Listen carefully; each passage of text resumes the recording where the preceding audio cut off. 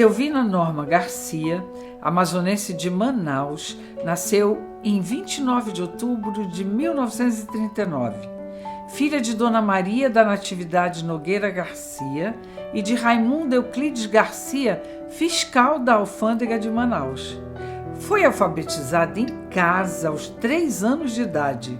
Fez todo o curso primário na escola da emblemática professora Diana de Macedo Pinheiro e, aos 11 anos, chegou ao Instituto de Educação, antiga escola normal.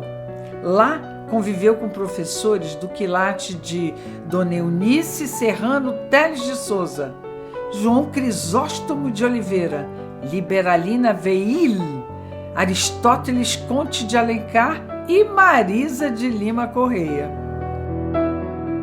Etelvina Garcia, a memória viva. Professora Etelvina, que importância tem o resgate da memória social e histórica em uma sociedade? Olha, a memória social, ela é o tempero da história, não é? Porque é ali que você sente a forma como uma cidade vivia em determinado tempo passado, né? Comportamento das pessoas, inclusive quando você tem a oportunidade de sentir como este comportamento tem mudado ao correr do tempo, né? No caso, por exemplo, de uma cidade como Manaus, que no começo da década de 50 tinha uma população de quase 150 mil habitantes, dos quais apenas pouco mais de 90 mil se concentravam na área urbana. Então era uma grande família. Então é uma delícia você lembrar, por exemplo, que o Teatro Amazonas, quando todo mundo sabia quando é que havia espetáculo no teatro. Por quê? Porque no momento em que Manaus inteirinha não tinha luz, que se acendiam as luzes da cúpula do teatro, né? Então a cidade ficava feliz por dois. Primeiro, que o teatro ia abrir as suas portas, né? Ia cumprir a sua função, né? Segundo, porque a própria praça ficava iluminada, né? Então essas coisas são absolutamente notáveis, entende? Você sentir a diferença, por exemplo, entre a forma em que os políticos da cidade, uma cidade como a nossa, por exemplo, né, se comportavam em 1945, lembro muito bem das eleições de 2 de dezembro de 1945, quando nós levamos uma bancada fantástica para o Senado e para a Câmara Federal. Senado da República, Álvaro Maia, Severiano Nunes e o ministro Valdemar Pedrosa. Deputados federais, Francisco Pereira da Silva, o criador da Zona Franca de Manaus. Leopoldo Carpinteiro Pérez, o autor do artigo 199 da Constituição Federal de 18 de setembro de 1946, que determinou a obrigatoriedade por parte da União Federal de destacar, durante pelo menos 20 anos, 3% das suas rendas tributárias para a valorização econômica da Amazônia. E além desses dois, a presença, por exemplo, de Cosme Ferreira Filho. Né?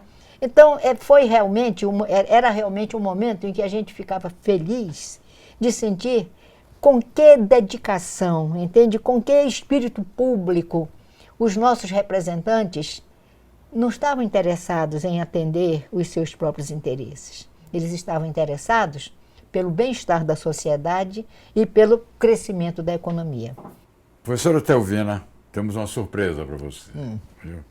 Nós vamos assistir agora a trechos desses programas que eram apresentados por Norma Araújo. Os programas eram Via de Regra e Uma Nazinha, que estiveram no ar por 25 anos e foram dirigidos por mim. Que coisa! Vamos assistir. Olha, eu estou emocionada. Nossa, que surpresa maravilhosa. É verdade? Verdade. Vamos assistir.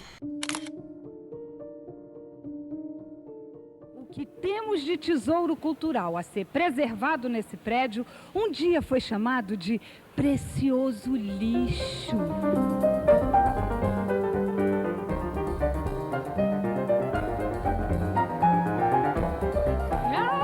Que bom! Ninguém melhor do que Etelvina Garcia para nos contar a história do lixo precioso. Conta pra gente. Quando o governador Antônio Constantino Neri iniciou a construção desta casa em 1905, O acervo da biblioteca se encontrava num pardieiro localizado na Avenida Eduardo Ribeiro, correspondente exatamente ao número 435 de hoje. Bom, as paradas, principalmente as paradas estudantis, que eram as paradas de 5 de setembro, mobilizavam realmente a comunidade inteira de Manaus, né? Até porque delas participavam os principais colégios da cidade, o Colégio Estadual, o Instituto de Educação, o Instituto Benjamin Constant, o Colégio Dom Bosco, o Colégio Brasileiro, né? Então, nós vivemos naquela época todo aquele clima de liberdade que não estava presente apenas nas paradas estudantis, mas que se manifestava também através de todo um movimento, principalmente cultural, né? Vivido com os júris históricos, os concursos de oratória, as eleições dos grêmios estudantis, as eleições dos diretórios acadêmicos, né? Então, tudo isso mudou com 1964. Inclusive, as paradas estudantis também deixaram de existir. Ou pelo menos tomaram um rumo diferente. Vamos conferir? Vai começar? Aí vem o Thunderbird. Ai, que chique! Aí temos o governador Gilberto Mestrinho chegando no Ford Thunderbird de 1960, que era o carro oficial e é até hoje. Está aí o governador Gilberto Mestrinho, no palanque oficial. Ai, todo confeitado. Todo confeitado, inclusive com as cores do Estado, né? Com as cores da bandeira do Estado. Deve-se observar que este realmente foi a época de ouro dos governos populistas no Amazonas, né?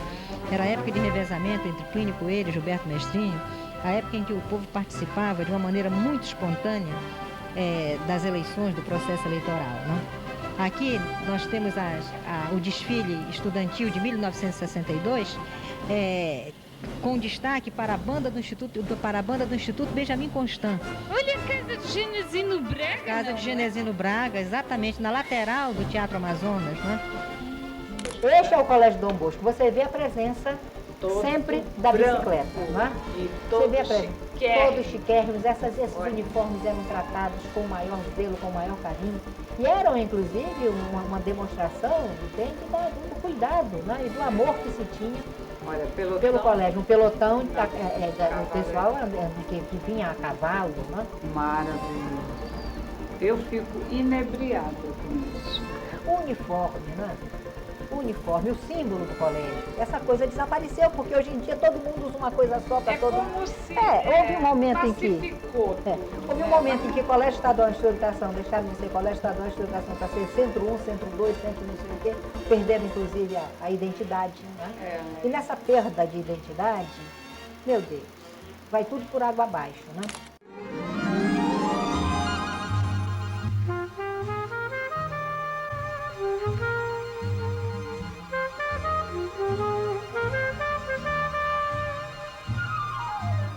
O A Propósito de hoje continua visitando as ruas históricas da cidade de Manaus.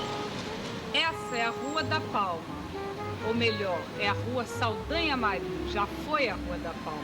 Vocês já viram imagens do início dessa rua. E a Etelvina Garcia vai nos contar um pouco dessa história da Saldanha Marinho. Como vimos, a Saldanha Marinho, ou antiga Rua da Palma, nascia lá em cima, onde hoje é o bairro do Céu, precisamente no Igarapé de São Vicente de Fora. Já estamos na confluência da Saldanha Marinho com Eduardo Ribeiro. E aí? Dos anos 40 e 50, a Saldanha Marinho, antiga Rua da Palma, guarda gratíssimas lembranças exatamente das suas esquinas com a famosa Avenida Eduardo Ribeiro. Era aqui, nessa esquina, que se concentrava o maior fluxo de brincantes dos carnavais dos anos 40 e 50. As batalhas de confete se realizavam aqui, até porque o Jornal do Comércio, com a Rádio Baré, e o Jornal da família Archer Pinto ficavam um pouco mais adiante na Eduardo Ribeiro. Aqui nessa esquina ficava o famoso Bar Avenida, muito frequentado pelas... Aqui, Etelvina? Exatamente aqui. Mas eu pensei que fosse aquele prédio. Não, aquele prédio ali era o prédio da Padaria Vitória, do seu Adel Pires Correia, que até bem pouco tempo tinha uma inscrição na calçada, né? Padaria Vitória de A. Pires Correia. Aliás, hoje o prédio mantém mais ou menos as suas características originais. Pouco foi alterado, ao contrário deste do Bar Avenida. Esse acabou. E como eu dizia, era o restaurante mais frequentado pelas famílias de Manaus no final dos anos 40, começo dos anos 50. A enchente de 1953 foi realmente a maior enchente de toda a história da cidade de Manaus. Agora começamos uma cena característica da enchente, né?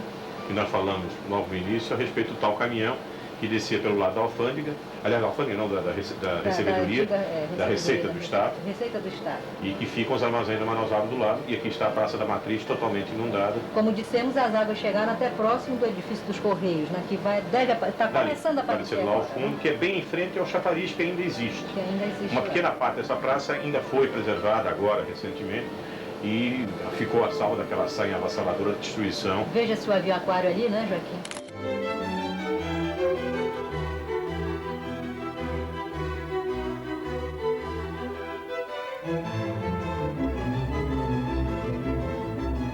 Etelvina, esse prédio é realmente um dos mais lindos de Manaus.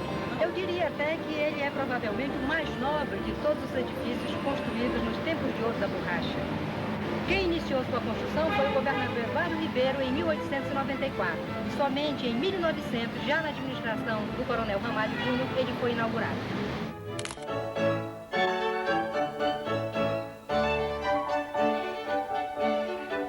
O A Propósito de hoje é sobre a Igreja Matriz de Nossa Senhora da Conceição e a sua vinculação com a origem da cidade. Etelvina Garcia, nossa colaboradora maior, vai nos contar um pouquinho dessa história. Essa igreja foi construída muito depois do forte de São José do Rio Negro, que, como sabemos, deu origem à cidade. A pedra fundamental desta igreja foi lançada em 1858. No entanto,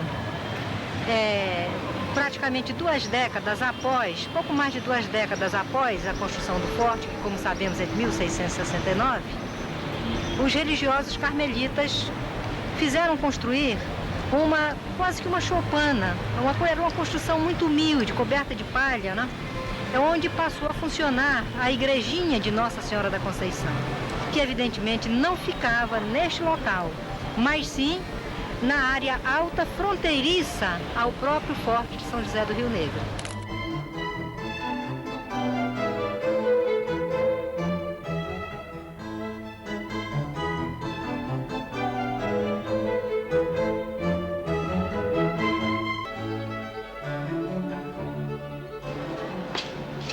Antes de ser o Palácio Rio Negro, este prédio foi a residência de um dos mais importantes homens de negócios do ciclo da borracha, o alemão Waldemar Schultz.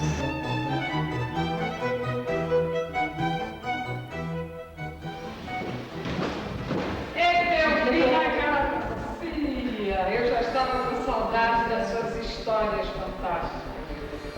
Etelvina, como esse prédio passou a patrimônio público?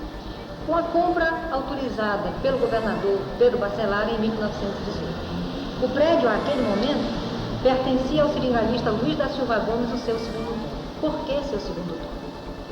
Construído no começo do século pelo alemão Waldemar Schultz, um dos mais prósperos, como você já disse, negociantes da borracha, a casa teve realmente um período de grande fausto nos momentos em que o seu dono, o seu construtor, o alemão Schultz, pontificou como uma das maiores fortunas de Manaus no seu tempo.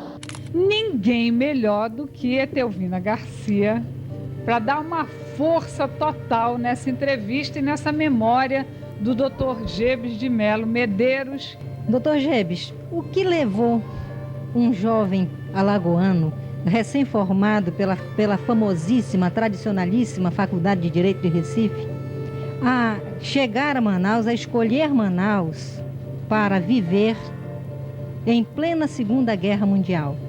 Então, eu lembro, ainda criança, do Dr. Plínio Coelho, governador do estado, tentando desesperadamente resolver o problema de transporte urbano em Manaus.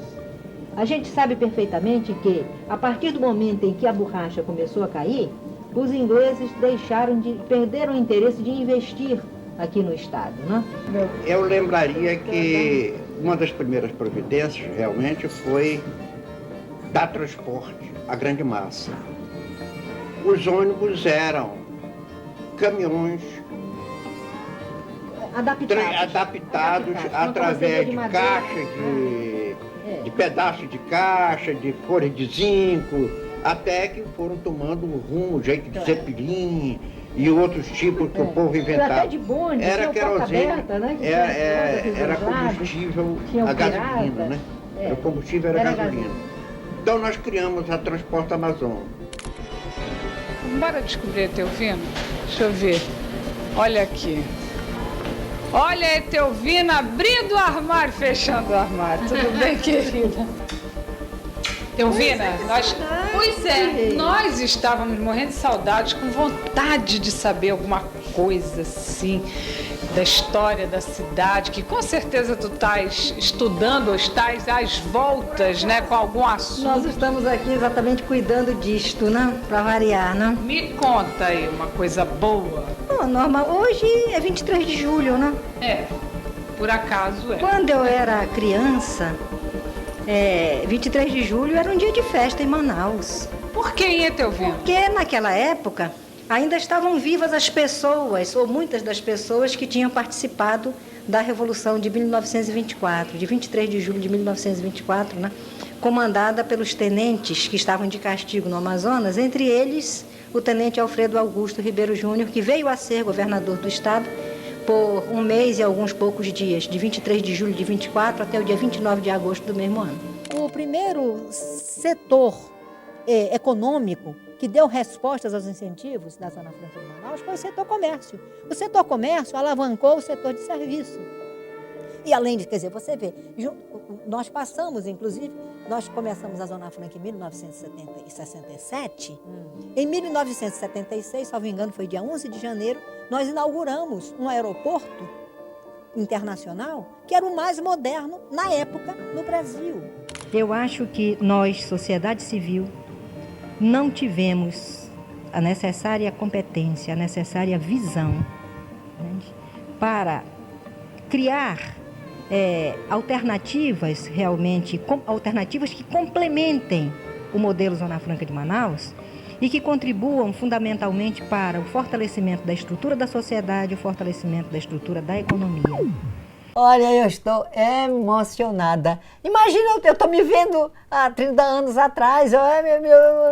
Eu não tinha cabelinhos brancos, ainda tinha os cabelinhos pretos, né? Isso não tinha as rugas de hoje, as marcas do tempo, que eu faço questão de preservar, né? Eu tenho uma relação tão boa com o tempo. Trabalho desde pré-adolescente, praticamente. E então me faz muito bem. Olha, visitar a biblioteca pública, que coisa maravilhosa, né? Lembrar do resgate do lixo precioso, né, por parte do Bento Aranha, em pleno governo Eduardo Ribeiro, quando nos 4 anos do governo do Eduardo Ribeiro, que foram quase 5, né, o acervo da biblioteca tinha ficado todo jogado num barracão ali perto da Praça da Polícia. Nossa Senhora, lembrar do incêndio da biblioteca. Eu tinha 5 anos, quando minha mãe me botou no colo para ver o resto da fumaça negra que surgia. Nossa Senhora, que emoção! Que emoção! Palácio da Justiça, enfim, Manaus daquele tempo, as pedras de rua. Olha, bonito. Vamos encerrar, viu? Uma reflexão sobre o futuro econômico e social do Amazonas em função da Zona Franca de Manaus.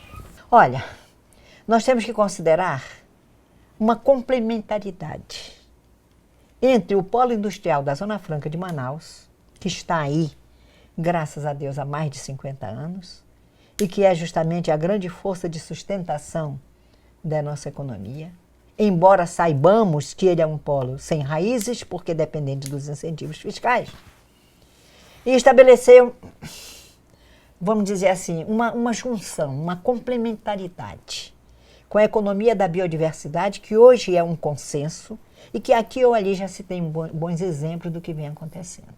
Então, sob o meu ponto de vista, a economia da biodiversidade tem que ficar lá no interior.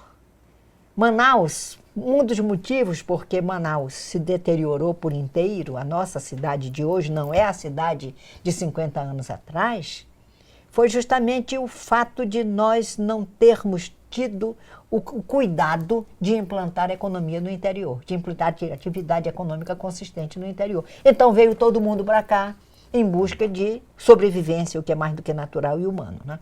Pois bem, então nós temos no interior as nossas comunidades indígenas. Nós temos as populações tradicionais, os indígenas, os quilombolas, os pescadores, os ribeirinhos, etc, etc. Temos a presença das 2 universidades públicas, temos a presença da Embrapa, temos a presença do SEBRAE para orientar, inclusive, os micro e pequenos empreendedores. Então, é lá que está a essência da nossa economia de futuro, com a biodiversidade da floresta e dos rios. Pois bem, então, como eu entendo, o nosso polo industrial evoluiu tanto do ponto de vista tecnológico nos últimos tempos. E, inclusive, a participação a participação de amazonenses. Quando eu falo amazonense, eu não me refiro apenas a quem nasceu aqui, mas a quem nasceu em qualquer lugar do mundo, chega aqui, fica, cria raízes, nos respeita, se integra à nossa sociedade, luta pela nossa cidade, enfim. Então, pessoas que estão aqui, e muitos deles já são amazonenses até de raiz, entende, que já estudaram, já fizeram pós-graduação no exterior, já estão integrados, inclusive, ao polo industrial. E esse polo industrial, eu imagino o seguinte, ele pode evoluir ainda muito mais, em plena 4ª Revolução Industrial, não é? E recebendo, veja bem, lá no interior, é o grande laboratório.